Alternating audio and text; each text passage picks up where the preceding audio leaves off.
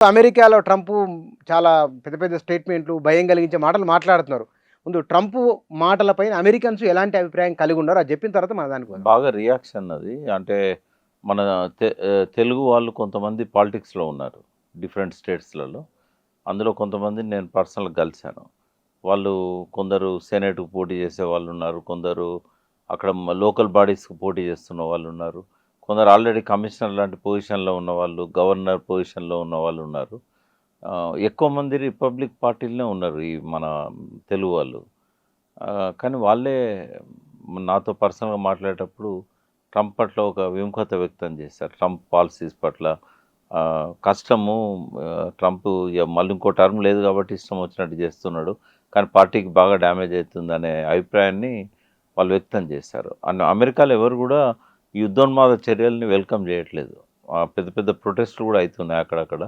But Trump మొండిగా పోతున్నాడు. కాకపోతే ఒక్క విషయంలో ట్రంప్‌ను వాళ్ళు అప్రిషియేట్ చేసేది ఏందంటే ఎక్కువగా లోకల్ వాళ్ళకు ఎంప్లాయ్‌మెంట్ పెంచాలి, కొద్దిగా అప్పులు తగ్గించాలనే వైపుగా ఆయన ఆలోచనలున్నాయి.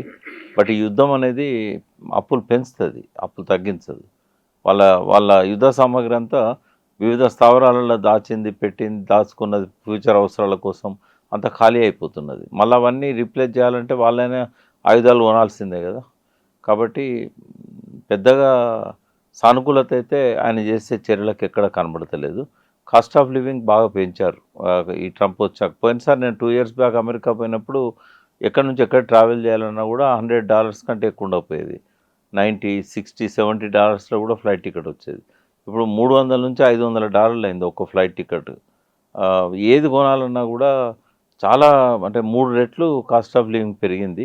ఇండియన్స్ చాలామంది వాళ్ళ ఇండ్లు అమ్ముకొని బ్యాక్ వచ్చే ఆలోచనలలో ఉన్నారు. అంటే సిటిజన్స్ మాత్రం అక్కడ ఉంటారు. బట్ ఎవరైతే ఈ వీసా ఇష్యూస్ ఉన్న వాళ్ళు ఉన్నారో, తండ్రి చనిపోతే కూడా ఇక్కడ వాళ్ళు వచ్చే అవకాశం లేదు. చాలామంది బంధువులతోనే ఫ్యూనరల్ చేయిస్తున్న పరిస్థితి ఉన్నదన్నట్టు. ఆ వీసా ఇష్యూస్ వల్ల ఇండియన్స్‌లో బాగా ఆందోళన ఉన్నది. జాబ్ సెక్యూరిటీ లేదు. ప్రతి ఒక్కరికి భయాందోళనల కాలం గడుపుతున్నారు. అన్నిటికంటే బాధాకరమైన అంశం ఏందంటే, నేను పోయిందే హెల్త్ మీట్ కోసం. నేను ప్రతి ఊర్లో 20, 23 రాష్ట్రాలు తిరిగాను. ఒక 40 దాకా సిటీస్ తిరిగాను. ప్రతి దగ్గర కూడా హెల్త్ మీట్స్ పెట్టాను నేను. అన్ని మీట్‌లలో కూడా డాక్టర్స్ వచ్చారు. అయితే నేను ఇక్కడి నుంచి పోయిందేమో ఈ లవ్ ఎల్డర్ హెల్త్ అనే పేరుతో ఎల్డర్ కేర్ కోసం పోయినా నేను. వాళ్ళ పేరెంట్స్ ఇక్కడ ఉంటారు. అవును. వాళ్ళకి ఆరోగ్యాన్ని ఇద్దామని నేను ప్రచారం కోసం పోయినాను, నా కంపెనీ ప్రచారం కోసం. ఓకే. ఓకే. బట్ ఆడికి పోయినాక ఏమైందంటే నా విజన్ మారిపోయింది. ముందు అక్కడ నేనున్న 40 రోజుల్లో 13 మంది దాదాపుగా తెలుగు యువకులు, అందులో తెలంగాణ వాళ్ళు కూడా ఉన్నారు. 40 ఏళ్ల లోపే వాళ్ళు చనిపోతున్నారు. 30 ఏండ్లు, 32 ఏండ్లు, 35 ఏండ్లు కొత్తగా పెళ్లి చేసుకున్న యువకుడు కూడా కాపురానికి భార్యను తీసుకొచ్చిండు. మూడో రోజు చనిపోయాడు. ఏది కారణం? అది ఇక్కడ ఏమైందంటే స్ట్రెస్ విపరీతంగా అయింది, జాబ్ స్ట్రెస్. ఓహ్! ఇది ట్రంప్ చేసే పాలసీల వల్లనే వచ్చింది అది. అంటే ట్రంప్ గురించి మీరు అడిగారు కాబట్టి నేను దానికి రిలేట్ చేశాను. అంటే విపరీతమైన స్ట్రెస్ వస్తుంది. ఆ స్ట్రెస్‌తో పాటు వాళ్ళకు కొంత కరోనరీ ఆర్టరీ కాల్సిఫికేషన్ అని చెప్పి అందరూ ఏందంటే కొలెస్ట్రాల్ బ్లాక్స్ ఉన్నాయేమో అని చూస్తారు. లిపిడ్ ప్రొఫైల్ టెస్టులు, 2D ఈకో టెస్టులు అవి చేయించుకుంటే కొలెస్ట్రాల్ ఉంటే అది బయటకు వస్తది. కానీ అక్కడ జరుగుతున్నది ఏందంటే కాల్షియం బ్లాక్స్ ఏర్పడుతున్నాయి ఆర్టరీస్‌లల్ల. కాల్షియం అంతా అంచులోకి పట్టుకొని రక్తనాళాలల్ల వాళ్ళకి శ్వాస ఆడక చనిపోతున్నారు.